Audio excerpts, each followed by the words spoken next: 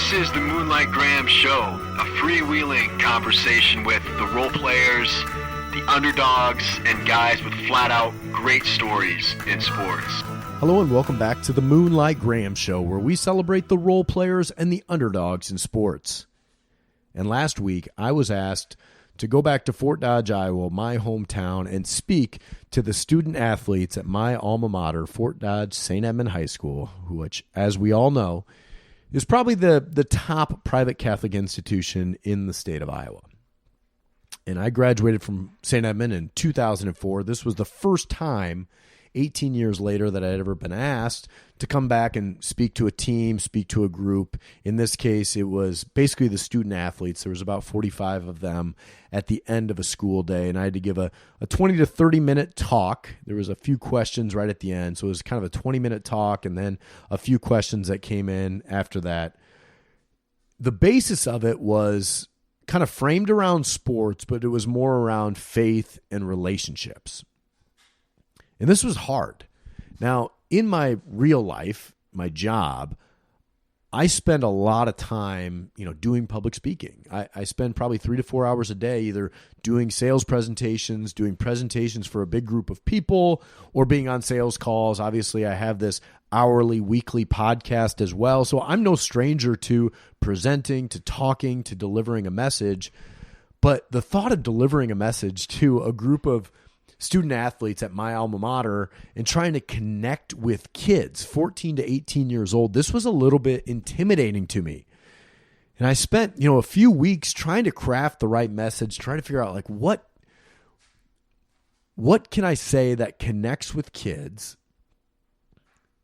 that doesn't seem like it's being preachy, coming from a guy in his mid-30s who, his athletic careers in the rearview mirror, and you've glossed over basically everything, and you've kind of have this rosy view of your career in hindsight. Don't want to do that. But also be vulnerable and be real with these kids that it actually has an impact on some things. So I'm not going to give the whole speech for you, but I tried to craft a message around why sports matter, why your faith matters, why your family and your relationships matter. Because no matter how old you are, if you get dumped when you're a 16-year-old kid, you get dumped by your girlfriend, you get dumped by your boyfriend, that hurts. It probably hurts more at 16, frankly, than it does at 26. If you lose a game as a 15, 16, 17-year-old, that feels like the world, especially if the coach is chewing you out, your mom or dad is chewing you out when you get home. That game kind of sticks with you for a long time, a lot more than it does maybe 10 years later, where you're a little bit more mature, or maybe you lost a big promotion or you didn't get a sale. Honestly, that stuff stings, and you carry it for a lot less time than some of the stuff you deal with in high school. And I wanted to make sure that those kids understood that even as somebody that's twice their age, I understand that sometimes high school stinks. Now, high school can be great in a lot of different ways, but the message I wanted to get across was it only gets better. Sometimes we tee up high school and high school sports in particular like this is going to be the greatest time of your life. And parts of it, frankly, are.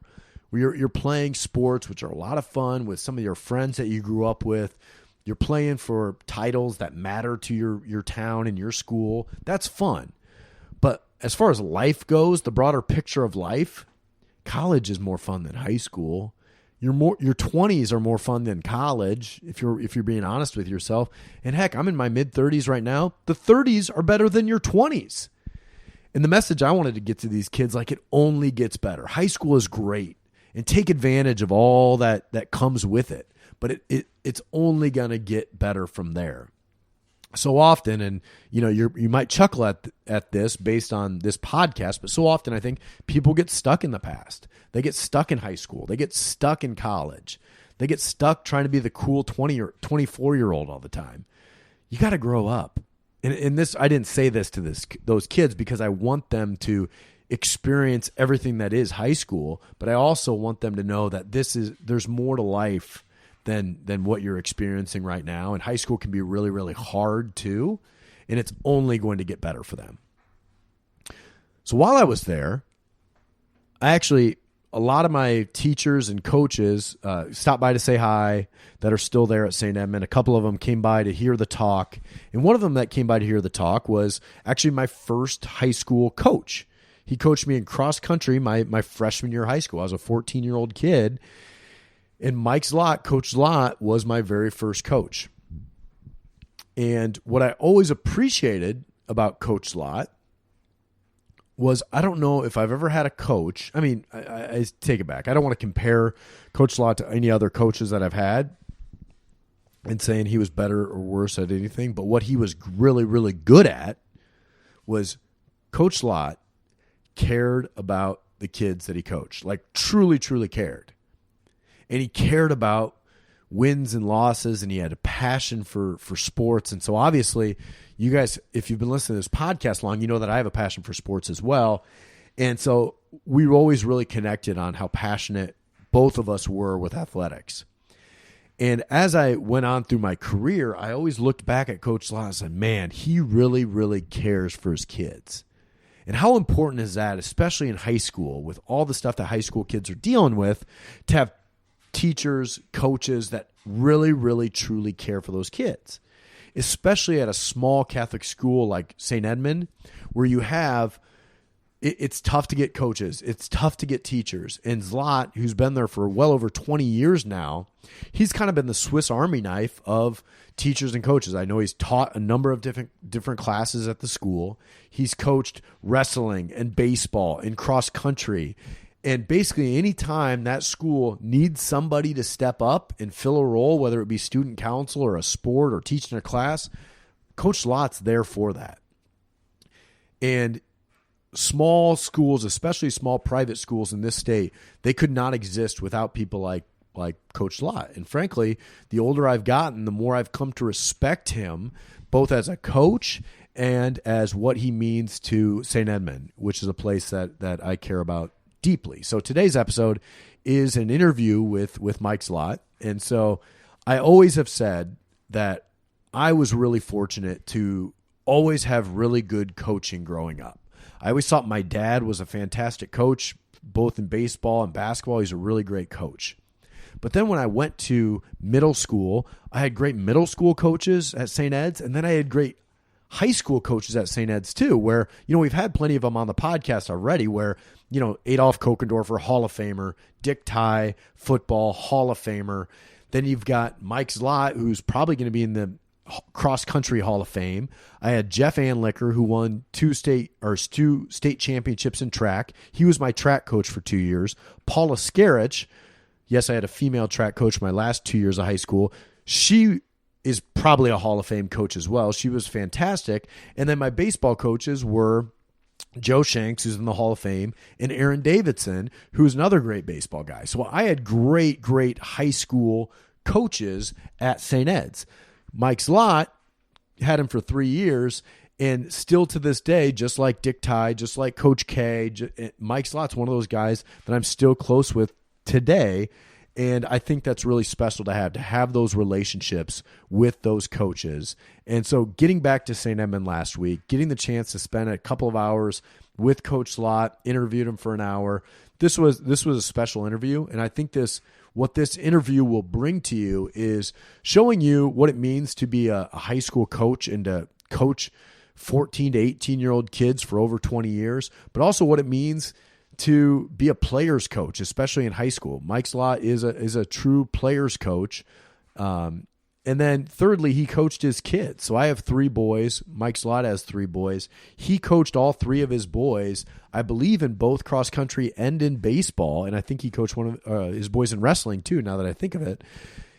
And that dynamic was really interesting to me, and I'm sure many of you out there can relate to coaching your own kids. So I think you guys are going to enjoy this episode of the podcast. Here it is, our episode with Moonliner, Mike Szalat. Moonliners, are you or someone you know moving down to Kansas City? Well, if you are, the one realtor that we trust and yet you need to be calling is the great Brian Samvig. As you well know, Brian Sandvik is our producer here on the podcast, and there is not a better residential real estate advisor down in the Kansas City marketplace than Brian Sandvik. Call Brian Sandvik, shoot him a text. Hey, DM us on social media. We'll get you connected with Brian if you can't find him on all the socials, but he is there and he is active, and he is your Kansas City realtor, so give him a call. You've been at St. Ed's for 20 plus years. You've done about it all. You've done like social studies, you've done science, you've done baseball, cross country, wrestling. What's left to be done? Nothing.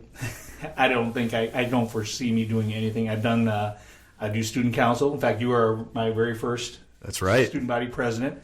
And That's back when the school was being run well. I'll tell you that exactly, much. Exactly, correct. And hopefully we still are. And then I've also done Honor Society. I gave that up a couple years ago. You got all these hats that you're wearing here at high school. And a small private school like St. Edmond, you need people like you that are going to give of their time, they're going to give of their talents, and say, hey, we need somebody to step into this role, whether it be National Honor Society or cross country or whatever it might be. Has it been challenging for you at a small school to give so much? Maybe a little. I mean, it's the conversation you got to have at home first, obviously. Jenny, I have to talk to her, obviously, before I add anything. She's been really, really supportive. Her job has changed out at the hospital. She started out as a nurse. Now she's in management. I think the two of us have supported each other in our professional lives, certainly. Obviously, as my children got older, less need for a parent. You can add things then as well. And let's be perfectly honest. The funnest times of coaching or being a moderator for student council is when you get to do it with your kids. I mean, there's no way around that. I would be lying if I didn't say it that way. I've enjoyed the years without my children, there's no doubt about it. But there's something different when you've got your own kids. This last fall, this fall, this cross-country season was the first time I've not coached a Szalat boy since, I think, 2009. Whoa. Right. So, and to be honest with you, I think it went faster. You're not worried about whether your kid's going to get bumped, and you can't coach them differently, obviously. And that's the beauty of cross country is that the top 7 run. There's no real coaching decisions that have to be made. So you don't have to worry about that. Baseball obviously is a little bit different, but I think my kids proved that they deserve to play. I mean, Jake was a second-team All-State pitcher. Ryan in baseball, but that he had Coach Shanks making the decisions, and then Drew is not the greatest hitter, but defensively, I think he proved that he needed to be out there at second base this last year. So, you got to run it through mom. I mean, there's no doubt about it. You're going to learn this soon if you haven't already, right? What do you mean? You run the playing time through mom? No, adding a job. Yeah. Something like that. Like you being up here today.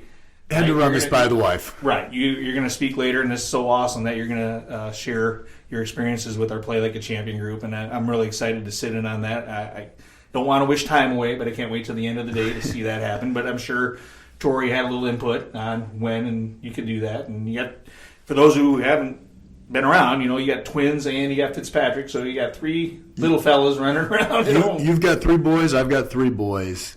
What's the biggest challenge of coaching your kids? Well, I think what I just said is wondering what people are. You can't let what people might think dictate what you do. And you really, I pray on it. I'm not lying.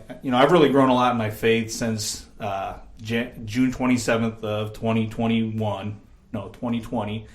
The baseball team did a mass, and I've only missed 3 masses since then, and it's become important to me. My faith has become really, really important to me. And what was special about that day? I don't know. I really don't know what clicked. But we had to work. The baseball team was asked to put on the mass or host mass, and we did that. And something that day, Father Feller, who's no longer here, I've had some really good talks with him about my relationship with God. And then Abby Glass was the principal here for a year, and her and I really connected. She really, I thought, enhanced the faith aspect of our school. And with those two people and me discussing things with them, something just clicked. And I just said, I've got to grow closer to God. Jenny and the boys, actually Jake converted to Catholicism, but Jenny and Ryan and Drew are Lutheran. And I came home that day and I said, I think I want to start going to Mass every Sunday. And Jenny and Drew thought it might be a good idea for them to start going back to church. And so it works for us. You know how big of a U2 fan I am, right? And it's a weird deal, but if you know anything about Bono's upbringing, Bono grew up in a split Protestant Catholic household too, and they did the same thing. They made it work. The Catholics went to church, and the Protestants went to church. They went their separate ways, and they came home, and it worked. So it's worked for us for a little over a year and a half now, and so I think you pray on, God, please let my kids earn the spot. I mean, really, you do. Drew's junior year, he started, and he wasn't hitting, and I had to bench him. And it's a tough thing to do, but he knew. That's the thing. Do you have that talk with your son, like at home, or is that done within the confines of practice or on the drive home? Or because I suppose if you do it at home, it is more like dad is benching son. But if you do it at practice, it's very much coach-player. Right. Great question. The conversation, I don't think we ever had it, to be honest with you. I think You just put the lineup card up. and Drew knew. I mean, Yeah. he knew. And you know if you deserve it or not. You played, I mean, did you start as an eighth grader? I did not start as an eighth grader. As a freshman, though, yeah. probably, right? Yep. And I'm sure deservedly so. I mean, let's face it. So, you've had rough patches. Heck college, yeah. I'm sure you maybe didn't get to get in that role that you were in, maybe because of your last outing. You know. And so, even kids at the high school level, they know. What was interesting, I don't know if this was a tradition that you kept or not, but when Coach Shanks was our baseball coach, he would always let the seniors put together a lineup for like one of the last home games of the year. And was he doing that when you were his assistant? I don't believe so. You're saying like in his first stint? Because you played for him, right? Yep, I played for Shanks and Coach Aaron Davidson. Right. And yeah, my freshman year, Shanks was our coach. And like late in the year, we weren't having a good year. We hit I think we won like between 7 and 9 games, somewhere in there. And towards the end of the year, a lot of the upperclassmen, you could tell they had been complaining about the lineups, right? Some of the younger guys have been playing over some of the older guys. And so all of a sudden Shanks was like, all right, seniors, you think you know it all? Why don't you put the lineup together? So sure enough, there was a couple of guys that got moved down the lineup by the upperclassmen, and then the seniors were at the top of the lineup. In that game, the senior in the 2-hole, I'm not going to bring up his name because we both know who it is, he struck out 4 times with runners on base all the time, and that was a specific spot. And I just thought, I remember that as like a 15-year-old kid at the time being like, yeah, sometimes, the coaches do know a little bit more than us idiot high schoolers. Well, I thought maybe this was going to go where it backfired on him, and like the kid was 4 for 4, and now he's got a dilemma in his hand. He was up with runners on base all day long, and he frankly couldn't hit it out of the infield. And that was like the big thing is like, you have the senior that is finally getting his chance to play, but he can't hit, and then you have some sophomore that's obviously better than him, but hasn't put in the time with the program like the senior. And right. I got to imagine those decisions are tough for a coach. Oh, yeah. Well, so what we do is the last home game usually is senior night. Sometimes we'll do it the second to last home game just in case that's a rain out and you can make it up the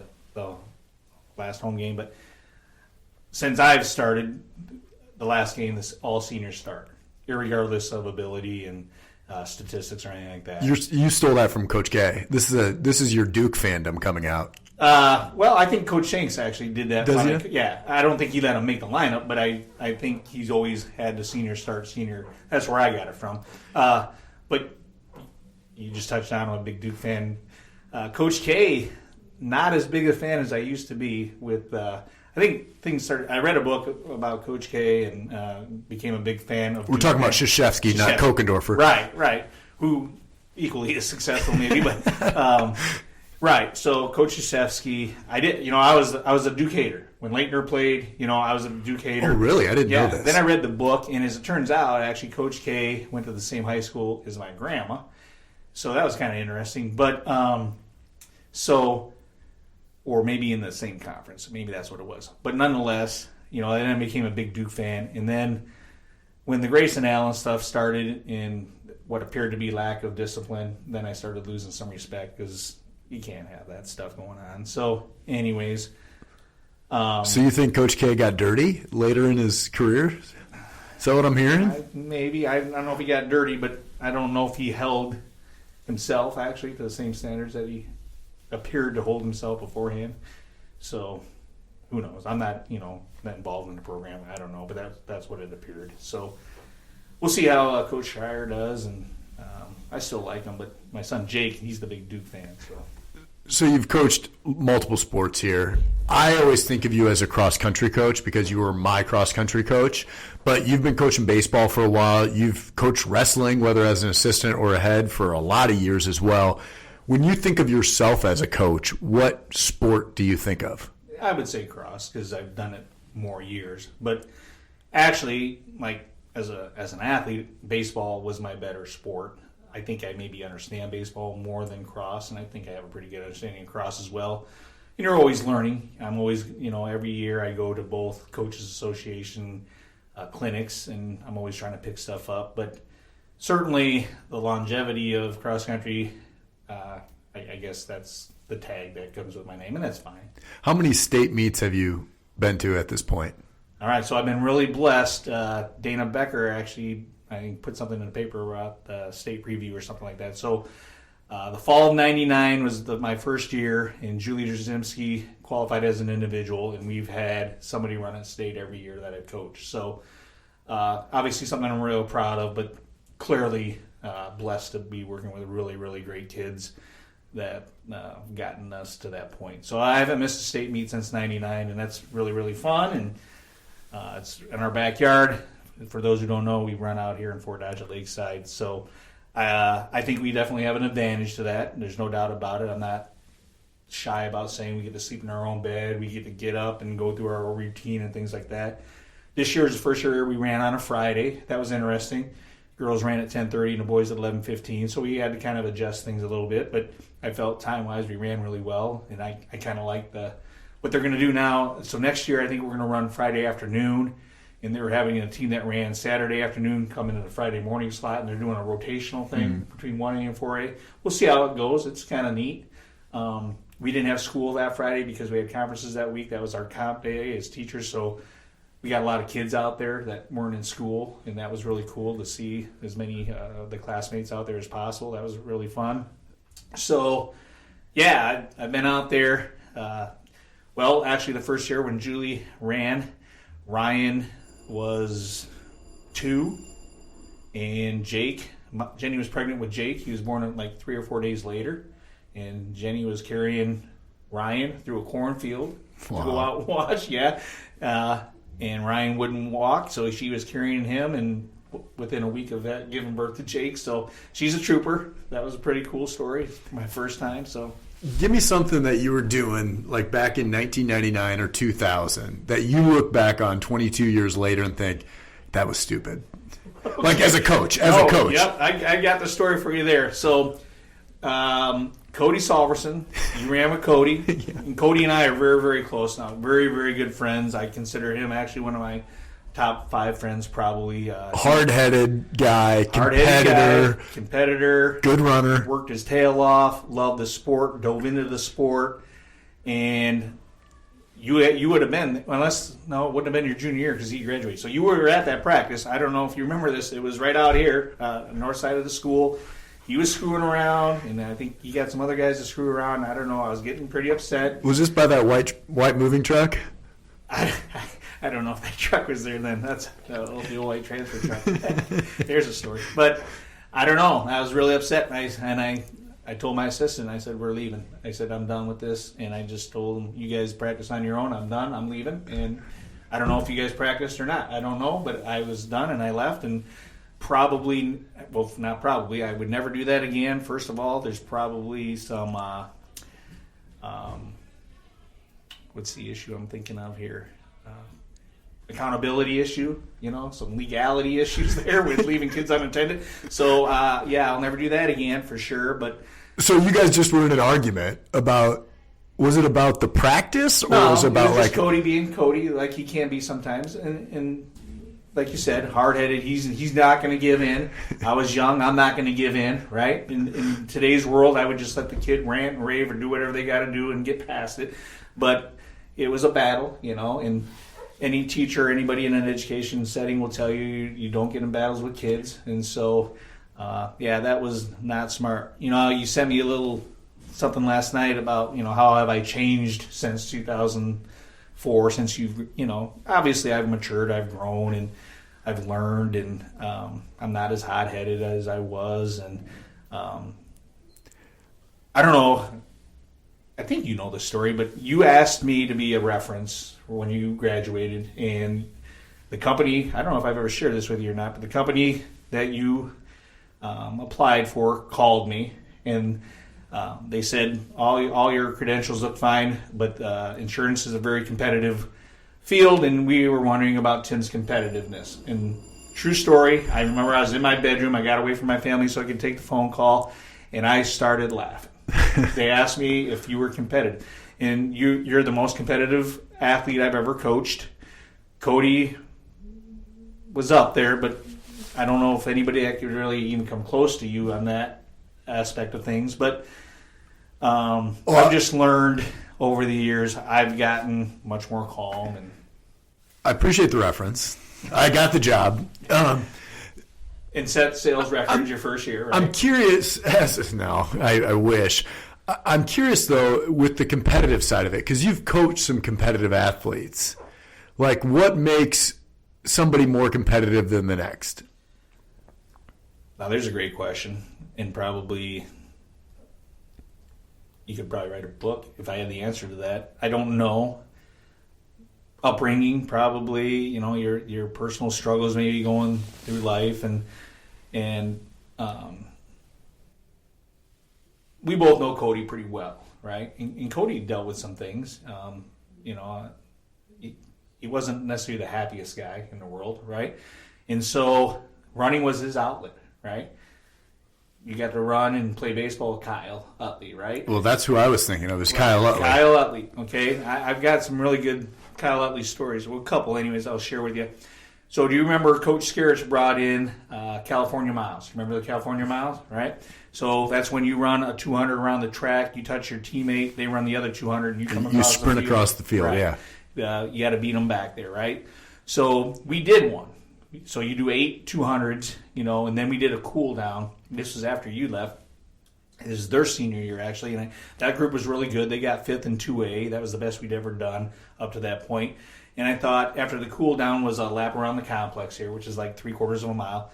And I thought, you know what? These guys are good enough. We can do another one. So Ben Ostrander and AJ Kenny got back first. And I said, hey, we're going to do another one. So they started out, we used to have the crow's nest there about at the 50. They started doing their first one, and Kyle's coming back. And I can remember hearing him. He was way up by that one evergreen tree, up by the goalpost, but I heard him. And he's like, what are you guys doing? And they said, well, we got to do another one. And he let out an expletive that I could hear from where I was at. But I will tell you this.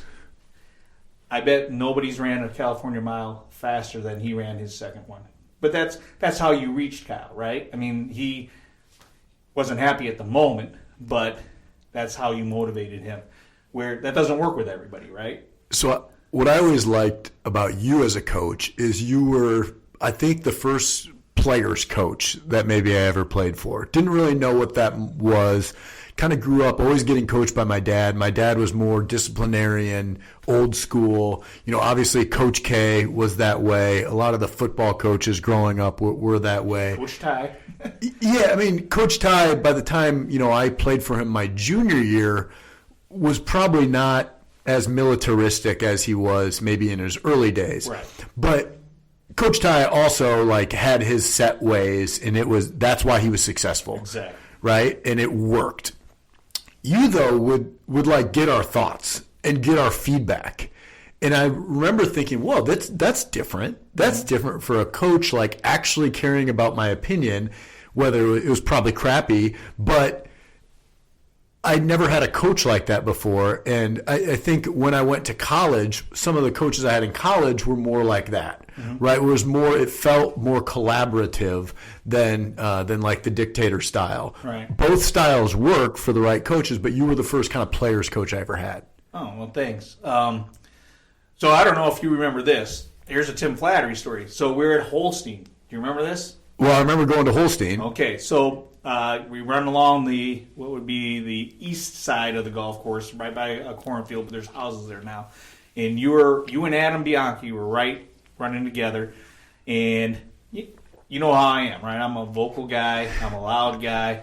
And I just had this conversation with somebody, a past runner before too, is that, I don't think I've ever yelled at a runner during a cross country meet. I've always yelled for a runner, right? And I don't think you were having the best day in the world. I don't think you were running a real bad race, but I don't think you were having the greatest race.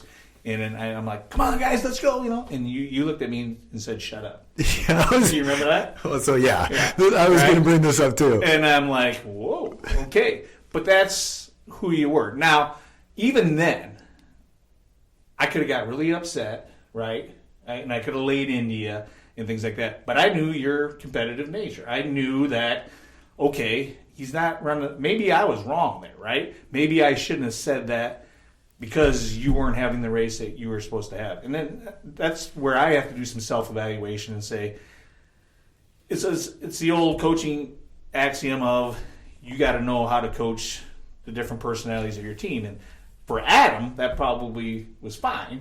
And for you, that probably wasn't the best for I did the same. My dad tells this similar story because I told my brother Neil to shut up twice during a cross-country meet at Humboldt once because for whatever reason, there's certain parts of the race that are like you're not pushing it.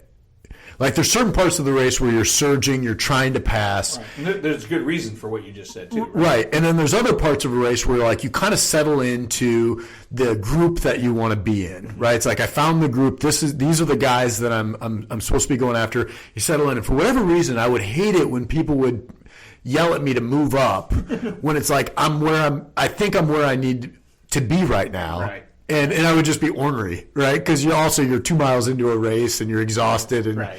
and you kind of want the race to be over with. The cross country is such an interesting sport. It's unlike any sport I've ever played because it is a team sport, but it's completely individual. Right. And okay, so you've touched on something that I've been never made my kids do any sports. Drew might tell you I made him play baseball, but really it did come down to whether he wanted to or not. And he did not enjoy baseball very much until his senior year, actually. And I think he's glad he played it. But I think me and Jenny have been very blessed that our kids have done team sports, and then they also have done, like you said, cross country. It's a team sport with individual aspects. Like Ryan wrestled, was a pretty good wrestler too. And as you know, you were a really good baseball player. There's no doubt about it, right? You could have been pitching a whale of a game, and nobody's hitting. And I don't think you would ever do this, but you could throw your teammates under the bus, right? You did your job, but with individual sports like cross country, wrestling, tennis, golf, whatever, you can't do that, right? It's just you, and the only one to blame is yourself. And there's a lot of accountability there, right? There's a lot of looking at the mirror and saying, have I done everything I'm supposed to do? Where I've really involved and where I've been really, really blessed is to have Coach Monica Shelley with us. She's a triathlete. She really gives a lot of good information to the kids about the lifestyle. And we were doing some of that beforehand, but nothing to the degree that she has brought. And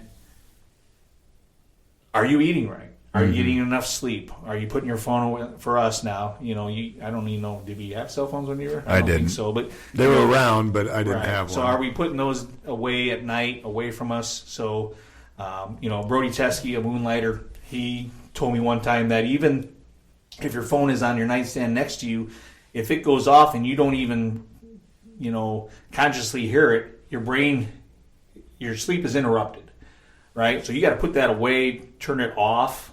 Some people use it for alarm, I guess. But you got to buy into the lifestyle. And if you're not doing that, then who's to blame, right? Has that philosophy made an impact on the performance of your kids? Oh, without a doubt. Yeah. 100%. And, it first started out with, the major thing for us was hydration, right? In the 80s when I wrestled and cutting weight and things like that, we didn't do things very smart. And the sport has really evolved, thankfully so. I weighed in the morning, and by the time we wrestled at night, I was at the next weight class. But the thing is, everybody was, so it was an equal playing field, right? But that fluctuation of weight is not the way to do things. Now, and I don't think we've cured it 100%, but now, you weigh in an hour beforehand. It's not smart nutritionally you're not going to wrestle well if you're drained because you've been cutting and now you're trying to eat within an hour, right? So they're trying to get it right, and it's way better than it was.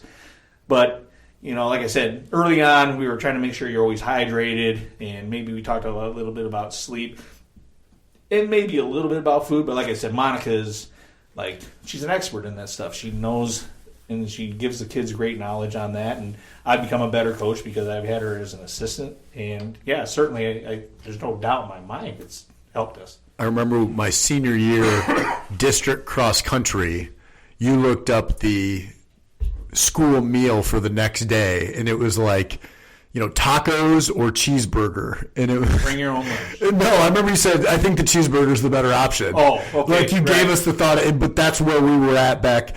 And I would love to know, if we knew that, if you knew now what you knew then or whatever, if it would have changed anything. Probably not, right? Oh, I think some, yeah, for sure. There's no doubt. Yeah.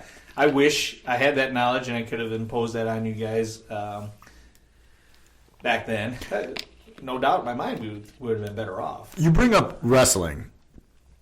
I've been in 5 wrestling rooms in my life, been pinned in every one of them.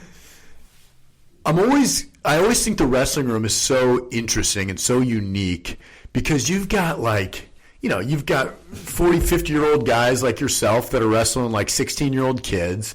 Sometimes you get these random assistant coaches that are in their 20s and 30s that are kind of guys off the streets that just come in and they want to get a workout in and they're old wrestlers, and it's just always a really unique room. Whereas on the basketball side, you never had outside people coming in, practicing with you, shooting with you, scrimmaging with you.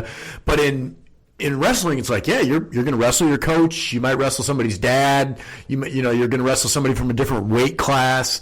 It's just all over the place. What's that wrestling room, and that especially that dynamic in the wrestling room of you wrestling kids like? Right. Oh yeah. It's now and then throw in the fact that Jake's senior year, we didn't have anybody near his weight other than myself. So now I'm wrestling not only at one of my wrestlers, but it's my son. And I'd gotten to the point where Jake was, he was good enough to beat me, right? So, how is that as a man? Well, that's good for Jake. That's the way I looked at it. Yeah, but how's it for Mike? No, it's not good for Mike. But but to be honest with you, I was not a very good wrestler. And that was my worst sport. That or track. I didn't really enjoy track. Track was just to stay in shape. I wasn't fast. And we only ran 2 miles. So that was the longest race in track. But that was also our cross-country distance. So I wasn't even that good of a cross-country runner. I would have never ran varsity had I not moved from Ankeny to Lorenz. So, but it was, I'll come back to the wrestling thing here in a second, but cross-country was the sport that I remember in high school the most, where I had the most fun. And when you're at a school like Ankeny, you can get lost, a school that size. And it was, my graduating class was 307 had I stayed there. Not as big as it obviously is now, but I had that sense of belonging, right? Whether it, quote unquote, saved me, I don't know, but it was something I certainly needed. All right, back to the wrestling room. The story I can give you from our family's point of view is, and Ryan will tell you that Ryan would not have been the wrestler that he was if he didn't have Caden McClintock in the room, right? So if you don't have good partners, you're not going to get better. I don't know if the words have literally come out of his mouth yet, but I'm pretty sure that's why Brody's at Iowa now, right? He was looking for the best environment for him to get better, and he clearly did not have the partners at UNI that he has at Iowa, right? I mean, he's got DeSantos and Lee and Daniel Dennis running the club and stuff, and I mean, that's the lightweight capital of the world right now, right, in wrestling. So I can remember Ryan came home with a black eye one time, and I find this to be a great story. And Jenny's like, well, what happened in wrestling? He goes, well, Caden elbowed me. And she's like, what, like on purpose? And he's like, probably. And she goes, well, we can't have that. And I said, whoa, let's pump the brakes here. Let's settle down. I said, what happened? And so those two had what I consider one of the neatest relationships that I've ever witnessed as a coach. Is that, and I wasn't actually coaching, that would be Ryan's junior year, but those two would battle, and they would get after it, punches would be thrown, it was intense, and I mean this quite literally. The minute those guys walked out that door and headed down to the locker room, they were really good friends, and they could turn it on and off. It was a really unique situation. They didn't hold grudges, but I think they both knew that they were making each other better. How do you know where to draw the line in the room? Right. It's obviously as a coach, you're not going to do stuff like that, right? Right. But you see two kids going at it. I don't think I ever actually, when I was the coach, I never witnessed that. Maybe once or twice. And you can't let it get to throwing punches, really. I mean, that's obviously not going to fly. But you also got to let them work it out too, right? That's part of growing and maturing and is seeing how people handle those situations. So, it's probably a fine line somewhere out there where then you might, when it comes to blows, maybe that's when you got to step in, right? Yeah. But you let them work it out. Yeah, I'm kind of asking as a dad, too, because I'm going to have my kids fight at some point. And at some point, you're going to have to step in and separate it. But as boys, you kind of want them, you want them to be able to take a punch. And every now and again, you got to be able to defend yourself, too. We've got we literally do have a hole in a wall. Well, it's patched now. But Ryan's senior year, Jake's freshman year, they both wrestled. And Ryan was cutting a lot of weight, so he's irritable, as they tend to be. And Jake said something wrong. And all I heard was boom, boom, boom, boom. They were running. And they went between two studs, so we had to patch apart in a wall. And so, as a dad, I'm not real happy that I got to fix my house, but I do think when you have boys, it kind of comes with the territory. Come with the territory, right? And so, pick your battles. There's a lot worse things, right, that could have happened. And I always think about that. Like I've got beat up by my older brother like probably 100 times. Never beat him up. Right. Never beat him up, And there's kind of some good hierarchy in that to keep the younger brother always in check. Right. But if the younger brother starts beating up the older brother, you might have some issues. Right. Yeah. Well, Jake was the. Did Jake beat up? I guess who put who through the wall? No, Ryan put Jake. Okay, yeah, good. Yeah, right. Good. It was the older one, right? But the smaller of the two, right? Yeah. Weight-wise. But, yeah, you're going to have it. Good luck. I don't know. I envy you, honestly, a lot about the twins situation. I've coached and taught a lot of twins, and I just think that's such an interesting dynamic,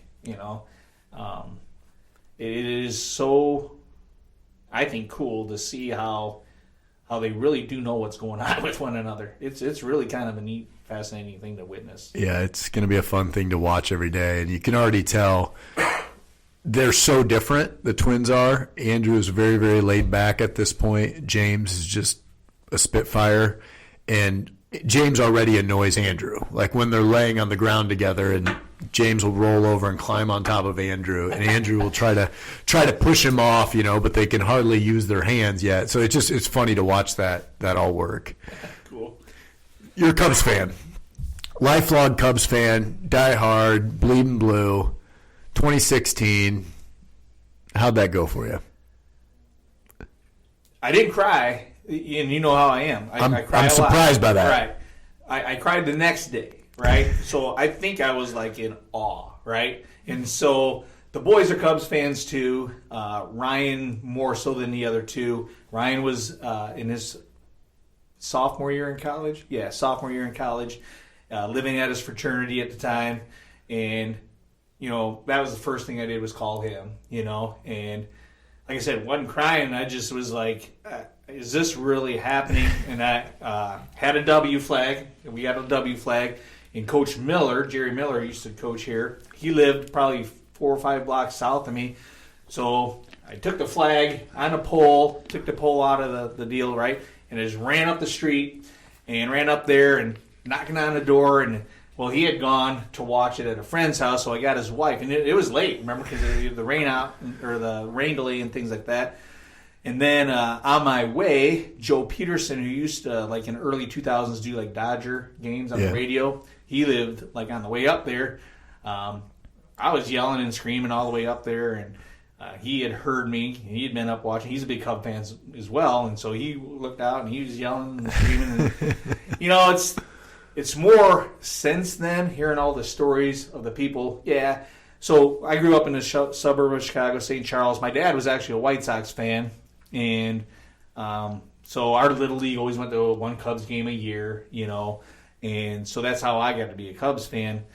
But it's the stories of these like 95-year-old ladies, right? I mean, I've been a fan for at that time 50 years. These ladies have been, I thought I'd been through it all. They've been through much worse, right? And you hear these stories of these old ladies or these old men or these people whose parents had passed it on to them and their parents didn't get to see it. Yeah, it's a different deal, right? Being a Cubs fan and being a Cyclone yourself, it'd be similar to us if we ever win the football championship or something, right? What was your state of mind during that rain delay? Because things looked to be going bad. Right. Rajay Davis had hit that home run, and all the momentum was on Cleveland's side at the time of the rain delay. Right. Well, and of course, Jason Hayward, the stories that he delivered a really good speech and stuff. So thank goodness for him, and indebted to him like really forever. In last couple of years, if you see Jason Hayward out, are you gonna buy him a drink? Yeah, I would buy him a meal, buy him a drink, and things like that. And then here's the other thing, like from David Ross's point of view, right? So David played on that team. Obviously, they're friends.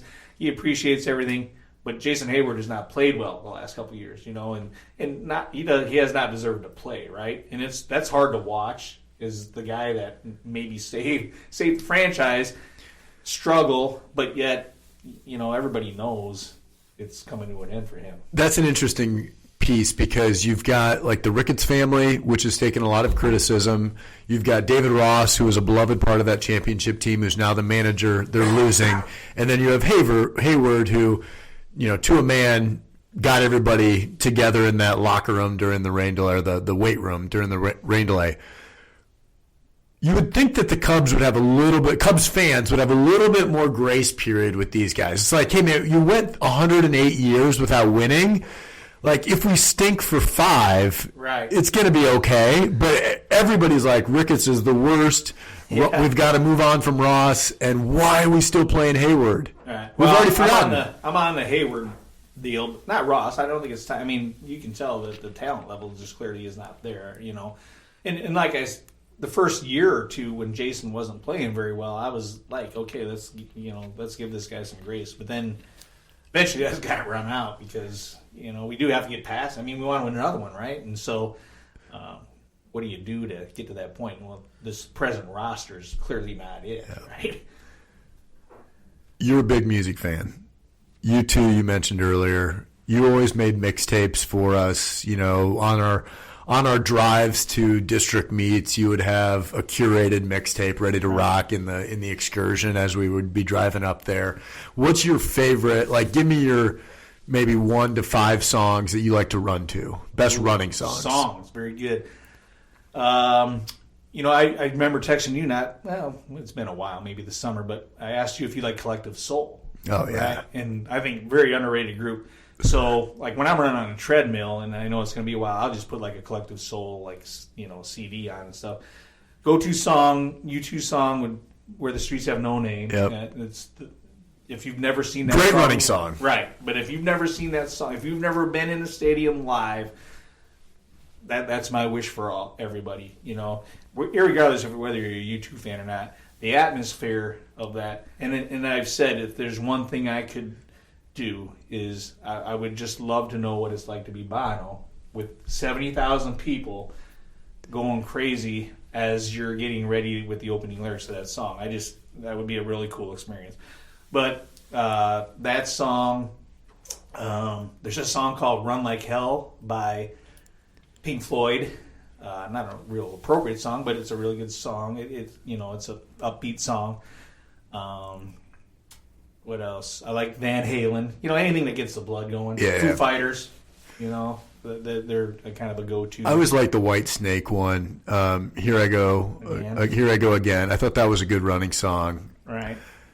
You actually made me a mix CD when I graduated. You wrote me a card. Yeah, you gave me a mix CD. A lot of it was really good.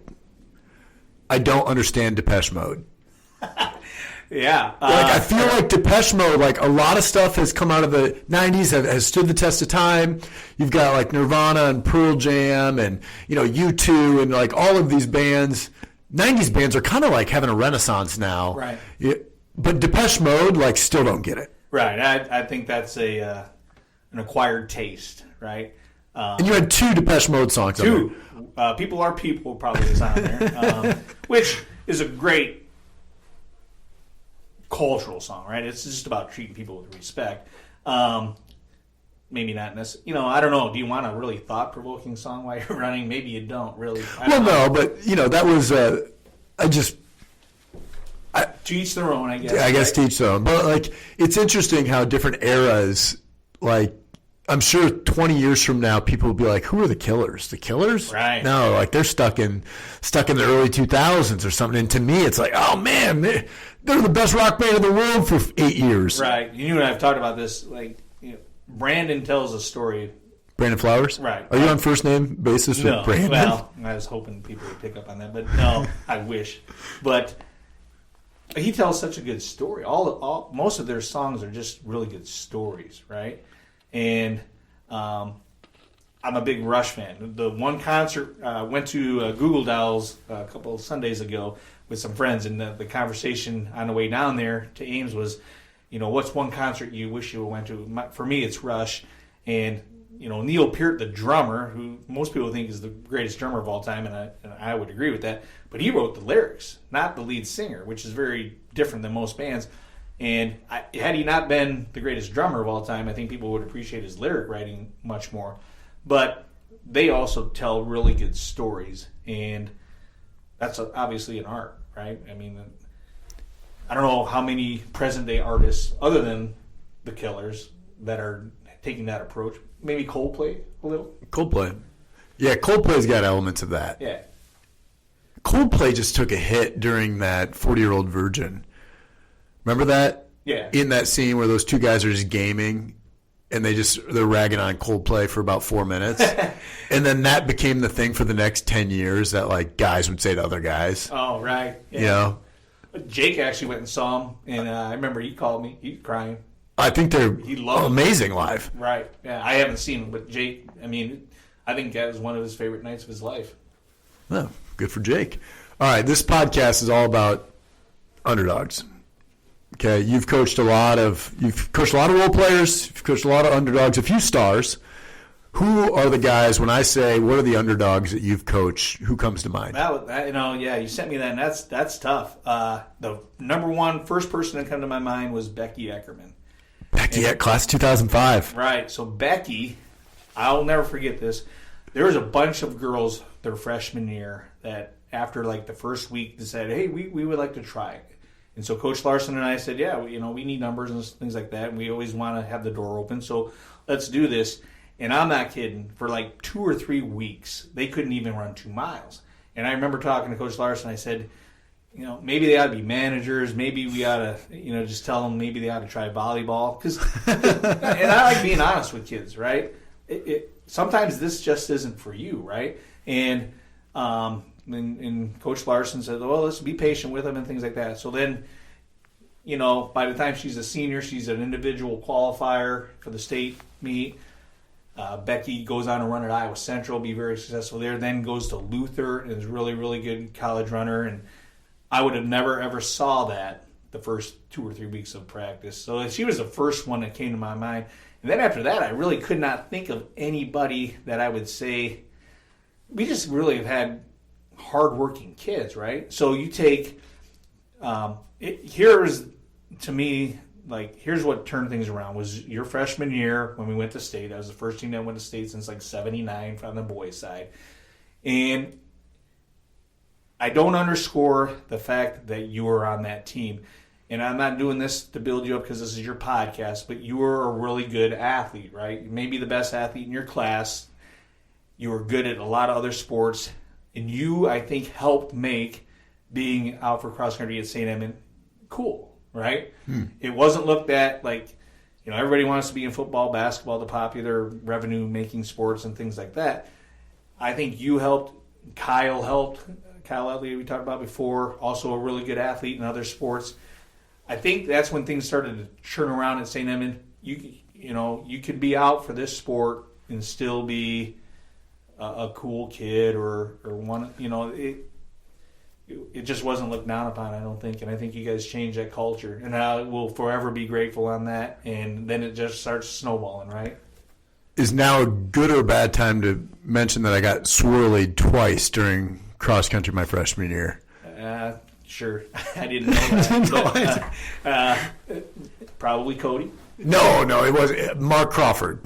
Oh. During the season. So, it wasn't by the cross-country guys. Right, the cross-country guys actually took me in. Gotcha. But, there were some other guys. But it's always funny, and I think this is good.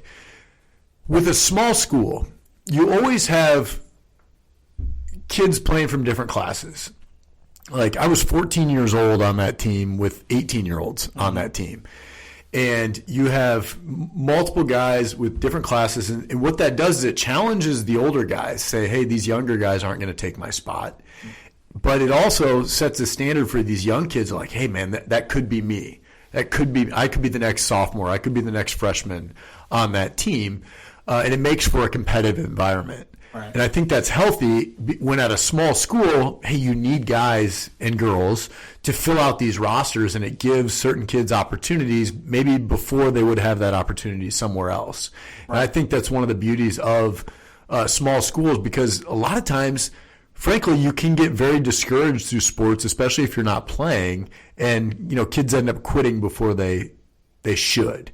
A small school, it's like, hey, we need you. Yeah. You're going to play. And then, let's be honest, sports are different, right? So you were not a really big kid your freshman year, tremendous athlete. And I don't know if you would have played football either your freshman or sophomore year. I don't know if you would have started or whatever. You were a really good athlete, but you weren't very big, right? So cross country throws that all out, right? Yep. It doesn't matter what size you are. I'll share with you a story this year. You talking about how freshmen come in and stuff. So Anna Lurson was our number one girl from start to finish as a freshman, right? Michaela Lighting, your cousin's cousin, I think is how that works, right? Yep. Michaela was our number one all last year is a junior. And the reason I want to tell this story is because from the moment that it looked like Michaela was no longer going to be our number one, she befriended and really took Ann under her wing. And that's a hard thing to do, right? You think you're going to lose your spot. Could be some jealousies, things like that going on there. And I never once saw that. And I think Michaela, of all the kids I've coached over the years, handled that better than anybody that I've seen. And, kudos to her. And the discussions I had with her is, if this is the way it's going to be the rest of the year, that's just going to make us better. And she was always on page with that, right? And I got that from, there's a thing called Mudita, and I got that from the University of Alabama softball coach, who's from like North Fayette, Iowa. Yeah, he's awesome. And it's truly being happy for other people's successes. And that's a hard thing as a human being to really grasp, sure. Right? It's especially if you're the one getting bumped or whatever. And Michaela really, really embraced that philosophy, and that's one of the neatest things you can see as a coach or an adult is when kids do that. And I know a lot of people my age or slightly younger, maybe even your age. I've never heard it from you specifically, but people get down on kids these days, and I see the future of this world in a really good spot. The kids that I coach, the kids that I teach, the kids that I have in student council, they work way harder than I did. Okay, my own children, they're better students, they're better people. Service is a big thing here at St. Ed's. I would have never, unless somebody made me, I would have never thought about going and helping people out. Not because I was a jerk, it's just it was not ingrained in me to do things like that. And I thought I was raised well, but I think we're in a good spot. I think the kids get too much flack nowadays. I hear employers say, well, we can't get anybody to work like at fast food restaurants and things like that, normal places where kids work. I know adults that are quitting their jobs now or looking for something else. So I don't think it's a kid problem. I think it's just maybe a societal issue that's going on. I don't know if this is all stemming from COVID. Sociologists and psychologists are going to have a fun time with the last 3 or 4 years trying to figure out what's going on, right? But I think kids today, at least the ones I'm around, are fantastic kids, and that's why I get out of bed every day. I love my job. I love, connections that you and I have right now with former runners, former students, and I'm going to keep doing it until it's not fun anymore. Coach, really appreciate you coming on the pod. It's always good to see you. It's even more fun to have some time to let you talk because, Mike's lots of talker. And you did say something there at the end. You called me a former runner. And I just want to correct that. I'm a runner. I'm a runner. That's great to hear. Right? And I think that's one thing that I took from cross country more than anything is you would always run with us at practice. And I thought that was pretty cool. And I thought, you know what? Sports don't have to stop when you're done with high school, done with college. And it's my opinion, and kind of got some of this from you, is that once you're an athlete, you're always an athlete. You can take the stuff you learn from great coaches in high school like yourself and have a life full of activity and fitness and health because you learn these things from great coaches like you. So I want to thank you for that. Yeah, thank you. I appreciate that. And then you're going to learn, then it gets really fun when you pass it on to your kids, right? Then they start mouthing off, though, and then they yell at me to shut up. Yeah, that's... God works in mysterious ways, doesn't he? That's right. Well, Coach, thanks so much for coming on the pod. Thanks, Tim. Thanks for listening to today's episode with Coach Mike Szalat. And as you guys know, I'm not a big sports gambler. But the reason I bring this up is because in this season of the podcast, I want you guys to, if you've got an underdog, if you've got a role player, if you've got a moonlighter that you want to hear more about, you want me to research and talk about at the end of episodes, please send me a note, send me an email. Well, one of those, one thing that's prompted this end of the episode was I've got a buddy out there named Greg Sabers, and Greg and I, we banter a lot, and we've been recently bantering about Luka Garza. So Luka Garza, I think 2 years ago, Greg and I made the bet that Luka Garza would never play over 100 games in the NBA. So, I as many of you know, I'm not a big Hawk fan. Actually, I'm kind of a Hawk hater.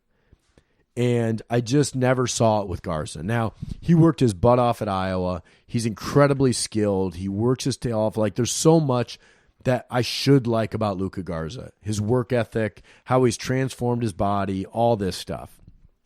But I hate the Hawks at the end of the day. So, I bet, and I just never saw it. The guy can't guard anything. He couldn't guard a light post. The guy can't move. So I thought there's no way this guy actually makes it in the NBA. So Greg and I, a couple years ago, when he was still at Iowa, we bet $100. I took the under. Greg took the over. Now, I'm not a big sports gambler. I'm actually not a big proponent of sports gambling. But it was fun to debate Greg on this. What's funny about this bet is now it's Moonlight Graham, yeah. It's a pretty good program. Broadcast destined to the heartland. Sports stories for the everyman. It's Moonlight Graham, yeah. Please follow us on Instagram. You're loving us on Twitter too. You download every pod we do. It's Moonlight Graham.